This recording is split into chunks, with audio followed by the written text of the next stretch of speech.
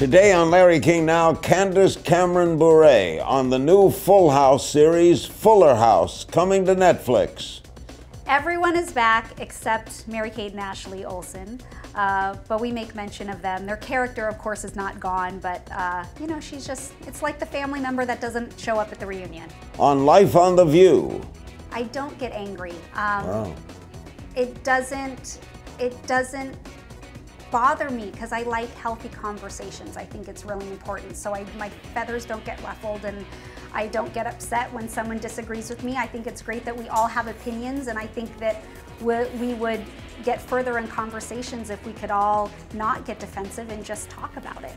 Plus, my faith is incredibly important, and I would like a leadership that has a sense of faith in God to run this country, but I also want to be realistic that someone in there is going to be able to work with both sides and do make changes. And so I really want to make a wise choice as to who I think will be best for this country, and not just based on my personal beliefs. Were you surprised when Jerry Falwell Jr. endorsed Trump? Endorsed Trump? I was surprised, to be honest. It's all next on Larry King Now.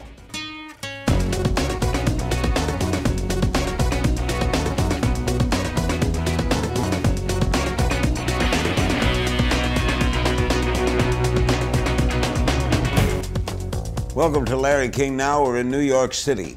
Back in 1987, the world was introduced to Candace Bure in the beloved sitcom Full House. And now the co-host of The View is reprising her role as DJ Tanner for Netflix's much-anticipated new series Fuller House, which premieres February 26th. You were how old when you were on that show? I started when I was 10 until I was 18. And now here I am. Who put this together? Well, the original creator and executive producer of the show, Jeff Franklin and Bob Boyette. They, you know, for so many years, people have been asking if we would do a reunion show or some kind of reunion movie. And none of the cast wanted to do it if it wasn't done well. And a lot of reunion shows and movies aren't done well. They're really cheesy. But they thought about doing a new version of the show. And when they came to me probably about 5 years ago to even start developing this and talking about it. Took that long?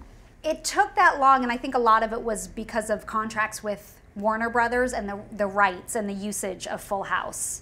I think it was pretty hard to negotiate some of the deals because it went through a few deals. Are all the people back?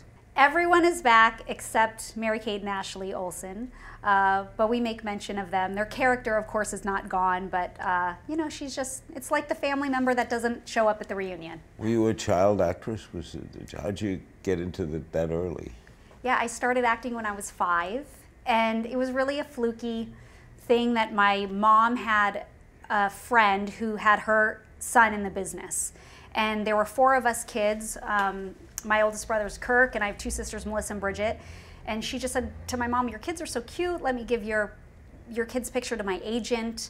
And my mom said, "Okay." And we were living in LA at the time, and so it just kind of developed. And you know, my brother and I started booking things. My sisters didn't want to do it, and that's just how it started.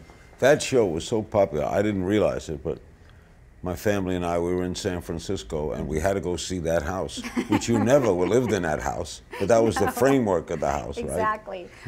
How did Bob Saget, dear friend of mine, ever come off as a father in a friendly house of children when you know the real Bob Saget is wildly dirty as a comedian? As a comedian, he is. You know, his stand-up is pretty filthy.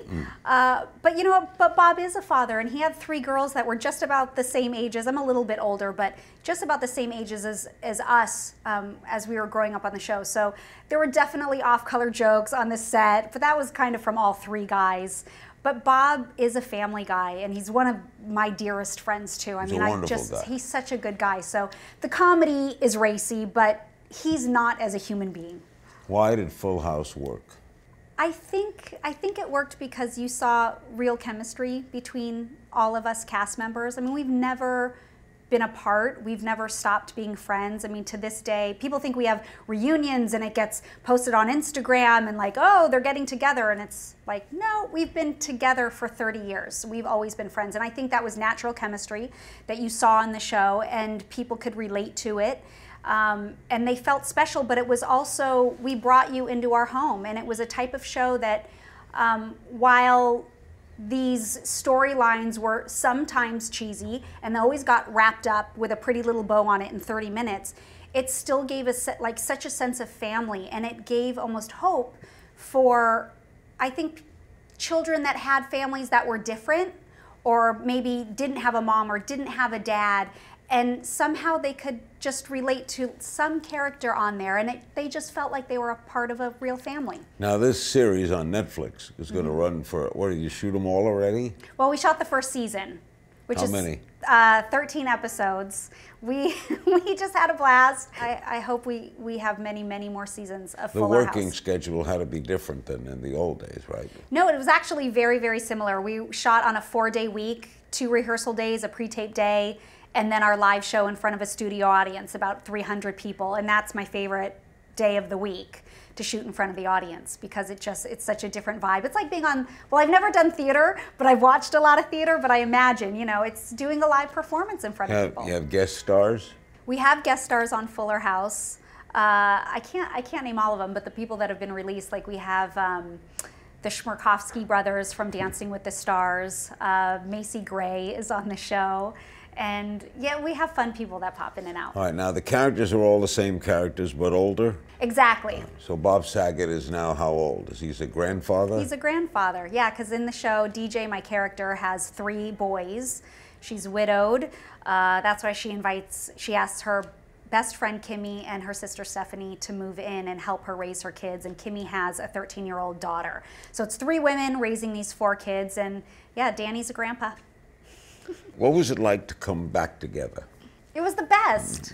It was the best. You know, the moment we walked on the stage and we saw the original set, I mean, they built it from scratch. It wasn't the original set, but seeing everything just as it used to be, with some slight updated modifications, it was really overwhelming. It was incredibly special, and you know, I never dreamed I would be back on that stage in that same house with all these people that I love. So it's a real joy to be able to get to do it again. Jodie Sweetin, who plays your sister, she had some drug problems, but she's okay now, right? Oh, she's great. She's fantastic, and you know, she made her way through all that. It's been in the past, and you know, she's a great mom and has 2 beautiful daughters. And up next, we'll ask Candace what can we expect in the new Fuller House series. Coming to Netflix, don't click away. You wrote another book last year, a chronicle of your time on Dancing with the Stars. How did that come about? The book or Dancing with the Stars? Dancing with the Stars. You know what? This was something that I wanted to do for so long. I think a lot of people end up wanting to do that show. I'd been asked to do every single reality show. I have turned all of them down because I'm just not a fan. I just didn't want to be this person that comes back in a reality situation. But over all the years of watching some of those shows, I thought Dancing with the Stars is one show that I actually would do if the opportunity came about, because it's a competition, it's really beautiful, everyone's painted in a good light, unless you're a personality that just doesn't want to be painted that way. So when I finally got the call, we'd talked to them over the years, but 2 years ago, the schedules worked out, and I was so thrilled. And how did you do? I came in 3rd place, which was pretty good for a girl who has absolutely no dance experience. They asked me to do it like 10, 15 years ago, and I felt I didn't want to do all that work. It's a lot of work. 8, 9 hours a day. Yes. Oh, I know. And I was using every hour that I possibly could because I was one of the weakest dancers. But that's the cool part about that show, is that it's not just about the dance. It's also about you. And your book is about what? The participants, the people, the work? I mean, there's definitely, the framework is about Dancing with the Stars, but it's really about the lessons that I learned, because that show changed me. It really pushed me out of my comfort zone. It was the first time I really had to kind of make some some choices, you draw the line in the sand as to what I would do, wouldn't do, and but even because it gets so exhausting and overwhelming because the show is so difficult, it just developed my character more and more, and so there are lots of lessons, and I wrote all about those in the book. You're very strong in your Christian faith, right? You ever doubt it? I've questioned it, of course. I don't think that if you don't ask some of those questions or you're not real and honest, then it might not be true. And so I've certainly asked some of the tough questions, but doubting it, not very much. Well, when you see Katrina, or man, that has nothing to do with man's decision. Right. Doesn't that make you say, why? Yeah, but to me, that's not God. That's, That's ruling what? over the earth and going, I'm, just feel like making something bad happen. But they credit God when good happens. Thank God. People do, but I think, it's being consistent when at least I read my Bible as to who God is, what his character is, why I have a relationship with him, that are what's important to me. God isn't a genie in that sense of, hey, when I want something, something's good will happen, I'll thank him. If it's bad, then why? He didn't. Why Yeah. How'd you get on The View? I don't know. I still laugh, Larry, that I'm on The View. I got to be honest with you. Somebody called you? I've guest hosted a handful of times over the years, and I think it's because I am strong and outspoken in my faith, and there aren't too many people that are willing to be on that side of it.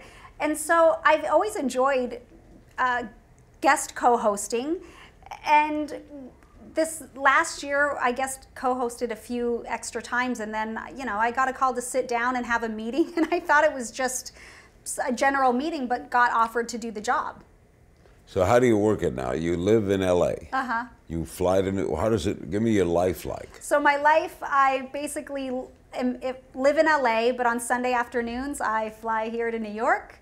And then on Thursday, I do the View, Monday, Tuesday, Wednesday, Thursday, and then I'm back on a flight Thursday afternoon, and I go back to LA and home with my family, Friday and Saturday, and then back on a plane on Sunday. And that's how it's working right now. So it's a little crazy, but do you like we're managing. That? It's a little hard, isn't it? It's hard, but we're trying to make it work. I went down from a 5-day week to a 4-day week on The View because having one day at home just wasn't enough. And you are the conservative on I'm The View, the right? They always conservative. have to have a conservative. Yes. Is it regarded the other three are all liberal?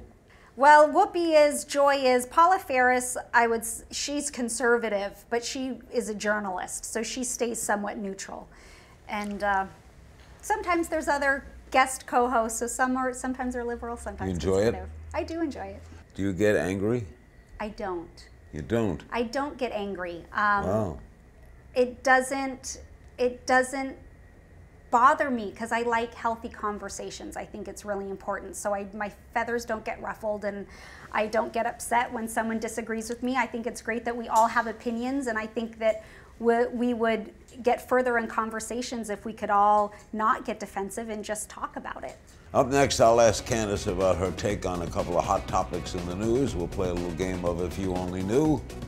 And Fuller House is coming back. Don't go away.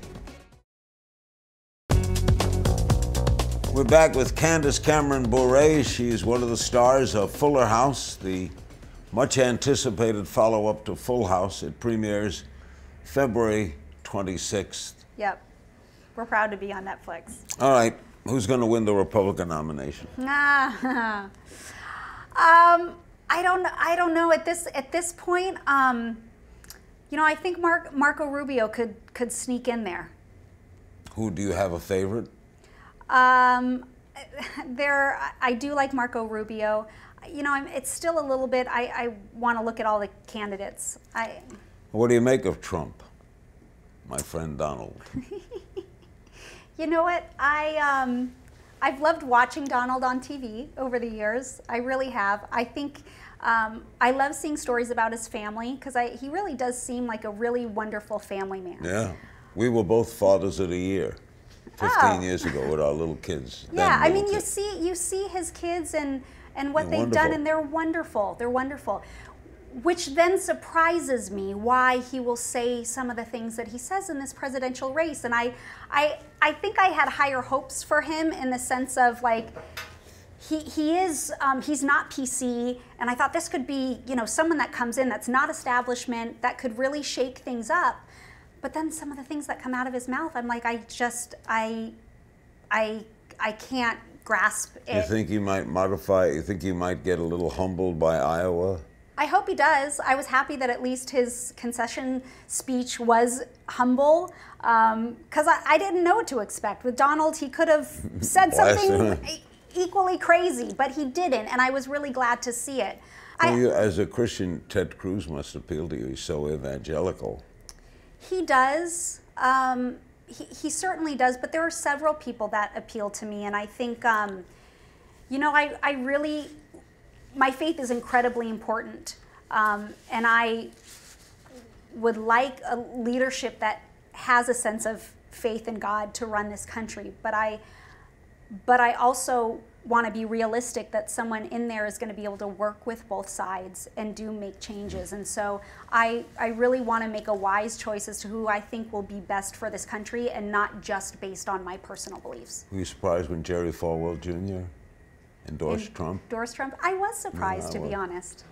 All right, we play a little game of If You Only Knew. I just throw some questions at you, Okay. Candace, do you have a secret talent?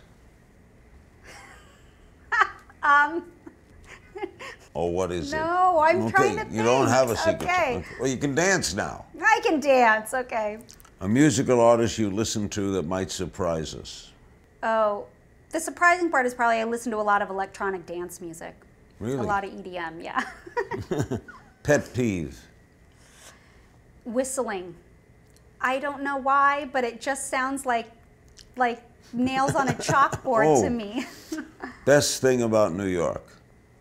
That I get to walk everywhere. I love that. LA is so spread out. LA's my home. I love LA, but I love that I get to walk in New York. What is the worst thing about New York? I haven't found it yet, which is great. It's like just a surprise city. I'm getting to know it. Where were you born? Born and raised in LA. I'm a real deal Valley girl. An actor or actress you'd love to work with? Ooh, Meryl Streep. Guilty pleasure. It probably has to do with food and just eating a whole lot of sugar, and which I try not to do too often. Something you would change about the world if you could wave a wand? Oh, I wish everyone would have faith in God. Do you still dance? Yeah, well, really just at parties. You said you weren't a good dancer when you came to do the show. Well, I have rhythm, but I didn't know how to salsa or ballroom dance or tango, and I think I could pick it up a little easier. Were you now. nervous during that show? Oh, so nervous. I wanted to throw up before every live show. I mean, it's live, and it was so nerve-wracking. What's the one thing you most often pray for? My children. What's your most cherished memory? Oh gosh, well, the first thing that popped in my head was my dad, my mom and dad. You know what, I love them, so memory, it's probably just... Are they gone? No, they're here, but I'm like, I love them so much. Where do they live, L.A.? They live in L.A., yeah. I must miss them, that's probably why they... You were a Valley girl, huh? Yeah. What school? Well, I was set-schooled most of the time, but I did go to Viewpoint in Calabasas, and I technically graduated out of Chatsworth High School. Technically, because you were Technically, because I was right? home, yeah, I was set-schooled. Well, not call it home, independent studies, Yeah. they call it. Next, what does Candace think about the recent talk about gender inequality in Hollywood? And we'll have some fan questions from social media. We'll be right back. We're back with Candace Cameron Bure. She will appear on February 26th in the much-anticipated new series, Fuller House on Netflix. Before we get some questions from social media, several actresses, Jennifer Lawrence, Sandra Bullock, are now speaking out against gender inequality in Hollywood. Actresses like Kathy Bates and Patricia Arquette have done the same on this program. What do you think of it? Men have played more than women. Yeah, you know, of course, I think anyone who says that, you know, the facts are the facts, and if they don't take up some issue with it, it would just seem wild if they didn't. But you know what?